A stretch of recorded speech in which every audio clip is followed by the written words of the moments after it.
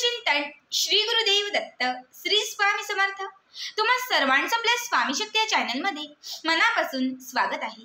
स्वामी तुम्हा सर्वांच्या सर्व चांगल्या इच्छा पूर्ण करोत एवढीच स्वामींच्या चरणी प्रार्थना करते आणि आपल्या आजच्या या नवीन आणि सुंदर व्हिडिओला पुन्हा एकदा नव्याने सुरुवात करते।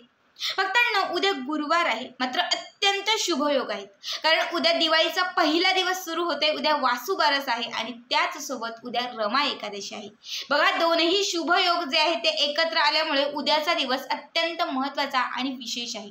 खरं तर एकादशीचं व्रत हे भगवान श्री विष्णूंसाठी असतं। या दिवशी आपण गाय मातेच्याही अनेक सेवा करत असतो, वेगवेगळे उपाय करत असतो आणि योगायोगाने उद्या वासुबारस देखील आहे। त्यामुळे उद्याच्या दिवशी खरं तर वासुबारसच्या दिवशी आपण गाय मातेची सेवा करत असतो, छोट्या वासराची सेवा करत असतो आणि अधिक पटीने जेवढ्या पटीने शक्य होईल तेवढ्या पटीने पुण्य घेण्याचा प्रयत्न करत असतो।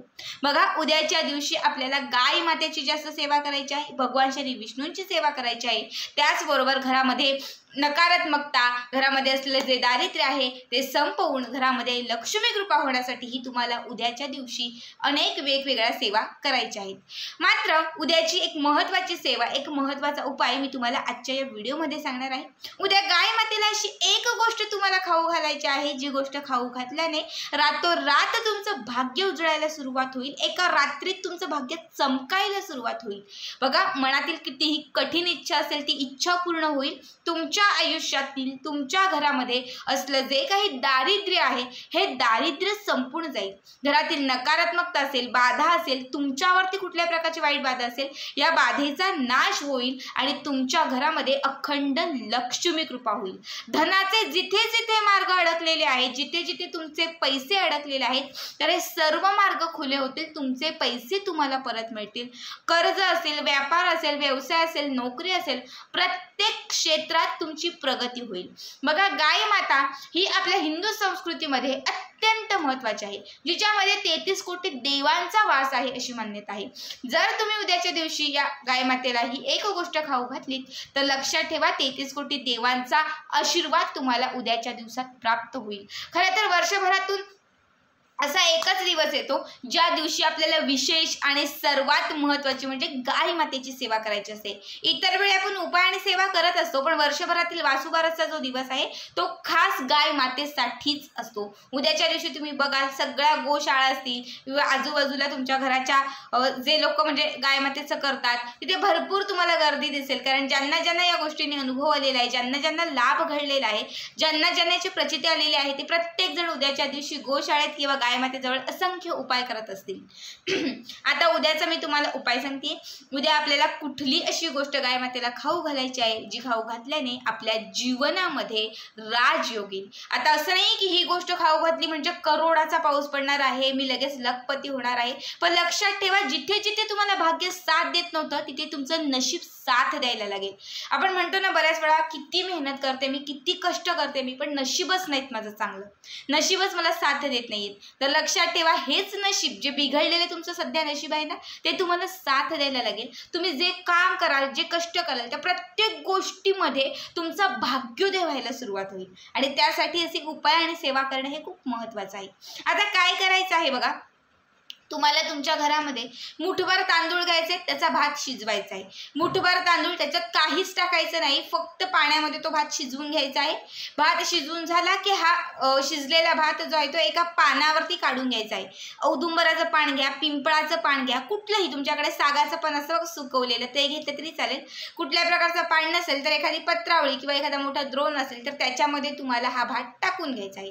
या भातावरती तुम्हाला थोडंसं दही ठेवायचं आहे, ठीक आहे। आपण जे दही खातो आंबट, ते दही तुम्हाला याच्यावरती थोडंसं ठेवायचं आहे आणि या दह्याच्या वरती म्हणजे या दही भाताच्या वरती एक गुळाचा मोठा खडा ठेवायचा आहे, गुळाचा मोठा खडा। बस या 3 गोष्टीच तुम्हाला ठेवायच्या आहेत आणि हे घेऊन तुम्हाला गाय मातेच्या जवळ जायचं आहे, जिथे गोशाळा असेल किंवा तुमच्या आजूबाजूला कुठेही गाय असेल त्या ठिकाणी। आता याची शुभ वेळ कोणती तर मी सांगेन, एकतर सकाळी 6:30 ते 8:30च्या दरम्यान करा, 9:30च्या दरम्यान केलं तरी चालेल, 6:30 ते 9:30 पर्यंत करा, किंवा मग सायंकाळी 5:30 ते 8:30 पर्यंत करा। तुम्ही दिवसभरात कधीही केलं तरी चालेल, मात्र हा जो 2 यांचा टायमिंग आहे हा लक्ष्मी येण्याचा टायमिंग आहे, लक्ष्मी प्राप्ती लक्ष्मीचं टायमिंग आहे. जर या वेळात तुम्ही केला तर अत्यंत उत्तम आहे, कारण लक्ष्मीचाच टायमिंग असतो आणि या वेळेत जर कुठलेही उपाय केले तर ते लवकर इफेक्टिव्ह असतात. म्हणून मी तुम्हाला सांगते की या वेळात केला तर अत्यंत उत्तम. बाकी दिवसभरात एकादशीचं व्रत आणि वासुवारस संपेपर्यंत रात्री 12 पर्यंत तुम्ही कधीही केला तरी चालेल. आता हा दही भात आणि गुळाचा खडा घेऊन तुम्हाला त्या गाय मातेजवळ जायचं आहे. गोशाळा किंवा जिथे गाय माता आहे तिथे गेल्यानंतर सगळ्यात आधी काय करायचं तर गाय माता जी आहे तिच्या पायाखाली 1 रुपयाचं एक नाणं ठेवायचं. सोबत 1 रुपयाचं एक नाणं तुम्हाला घेऊन जायचं आहे. तिच्या पायाखाली, उजव्या पायाखाली तुम्हाला 1 रुपयाचं एक नाणं ठेवून द्यायचं आहे.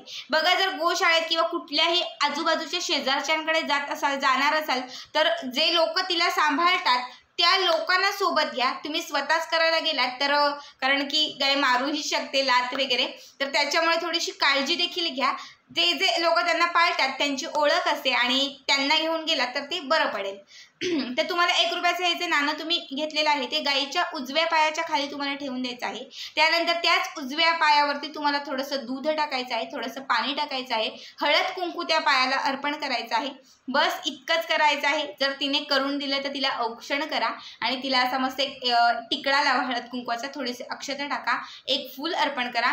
हे सगळं करून झालं की त्यानंतर तुम्ही जे दही आणि भात आणि त्याच्यावरती ठेवलेला जो गुळाचा खडा आहे तो घेऊन गेलेला आहात ते तिला अशा दोनही हातांनी खाऊ घालायचं आहे. खाऊ घालत असताना तिची जी जीभ आहे, तिच्या जिभेची जी लाळ आहे ती आपल्या हातांना स्पर्श म्हणजे झाली पाहिजे, स्पर्श झाला पाहिजे, याची तुम्हाला काळजी घ्यायची आहे. कारण काय असतं ना, आपल्या हाताच्या रेषा बऱ्याच वेळा बिघडतात आणि जेव्हा त्या बिघडतात ना तेव्हा नशीब आपलं साथ देत नाही, नशीब काम करत नाही. मग मागे 7.5 लागते, पनवती लागते, आजारपण येतं, घरात दारिद्र्य येतं. प्रत्येकाच्या सोबत एकदा तरी असं नक्कीच घडतं जेव्हा नशीब साथ देत नाही, जेव्हा 7.5 सुरू असते, जेव्हा हातावरच्या या रेषा बिघडलेल्या असतात. बघा, जेव्हा आपलं खूपच जास्त घरात त्रास असतो, आजारपण खूप जास्त असतं किंवा घरामध्ये खूप वातावरण वेगळं असतं, तेव्हा असं वाटतं की आता मी ज्योतिषांकडे जावं आणि ज्योतिषांना विचारावं की नक्की मला काय झाले. तिथे गेल्यानंतर ज्योतिष आपले हात बघतात, आपल्या हातांच्या रेषावरून आपलं नशीब सांगतात. म्हणजे काय, तर आपल्या हाताच्या रेषा नशीब सांगतात, नशीब घडवतात. जेव्हा तुम्ही गायीला ती गोष्ट जी आहे ती हाताने खाऊ घालाल, जेव्हा तिची जीभ, तिची लाळ तुमच्या दोनही हातांच्या या रेषांना स्पर्श करेल, तेव्हा तुमचे बिघडलेले जे नशीब आहे ते बिघडलेले नशीब तुमचे व्यवस्थित म्हणजे पूर्वपरावर चालायला लागतील, तुमचं नशीब उजळायला लागतील. जिथे जिथे नशीब साथ देत नव्हतं तिथे तुमचं भाग्य तुम्हाला साथ द्यायला लागेल. तुमच्या आयुष्यातील, तुमच्या जीवनातील जी काही अडचणी असतील, जे काही वाईट दिवस असतील, जी काही दारिद्र्य असेल, हे दारिद्र्य संपेल, अडचणी संपतील, वाईट दिवस संपतील आणि तुमच्या जीवनामध्ये चांगले दिवस सुरू होतील.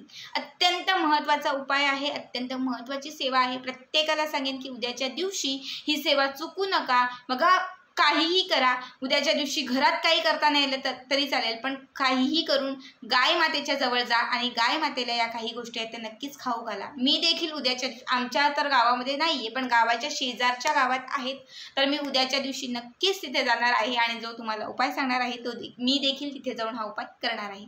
तर तुम्हाला आजचा हा उपाय कसा वाटला नक्की कमेंट करा आणि असेच पुढचे व्हिडिओ पाहण्यासाठी चॅनलला सबस्क्राईब करा. भेटूयात पुन्हा एकदा अशाच एका नवीन सुंदर आणि छान व्हिडिओमध्ये. तोपर्यंत सर्वांनाच धन्यवाद. श्री स्वामी समर्थ. जय जय स्वामी समर्थ.